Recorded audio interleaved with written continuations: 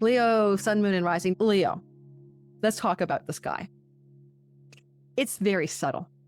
This is one of the enlightenment transits. Neptune has been traveling through your 8th house since 2011. Saturn joined him in 2023. They're doing their grand finale last in a lifetime combination. Leo's looking for enlightenment. Look no further than the 8th house of dissolving your egoic consciousness and building a new structure based on truth. That's not your cup of tea, not to worry. It's about your money. It's about the money you share with the spouse, the inheritance funds, the investments, tax structures, things to do with commission checks or chunks of money that come to you that don't come from your daily earning structures. Now, that kind of money is being focused on.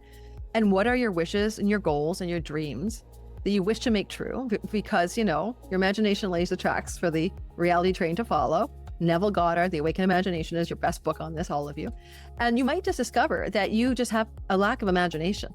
You've been operating on some kind of stupid idea of what you're capable of. I mean, me as an example, but I'm not a Leo. I mean, I don't know why I didn't think of incorporating my business until 2024. I've been doing this since 2019. I mean, the money that went down the drain, my accountant was like, oh my God, I wish you'd come to me sooner.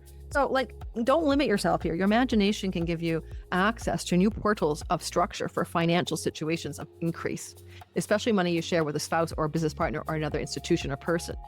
And if you've been thinking you had to do something a certain way, this is a shift. It potentially can really shift your financial situation dramatically from the deep pulling back of the bowstring of your psyche and your soul and your imagination. With Cupido in the earnings house, resources and possessions, you might have been kind of a bit smitten with a certain earning system, money-making system. Could have been the last 2 or 3 years. And you're like, this is great, right? Because Saturn's been activating your 2nd house. And, it might have felt good to have that money coming in or that earnings or this, more financial self-worth or something that worth pocketbook increase. Maybe some of you experienced that. You're kind of disenchanting right now. Cupido to me is always where we get infatuated, but you never know every relationship you've ever been in, the infatuation, the Cupid's arrow wears away. All right. It's a pair bonding hormone.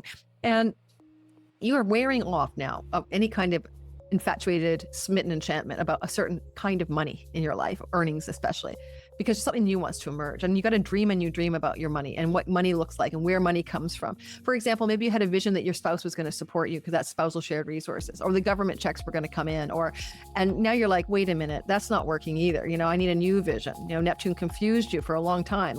It's okay. My wife has all the money and I'm going to just be, a house husband. And now you're like, I'm bored. I don't know. Things there can change, right? About how you were relying on other people's financial situations to benefit you. Disenchantment and realignment, maybe. Now, I do really like R1 because this is the utopian work. What is your dream work? What is your, I'm helping the world become a better place and everything is harmonious and wonderful? For a Leo, there's a strong call to find the answer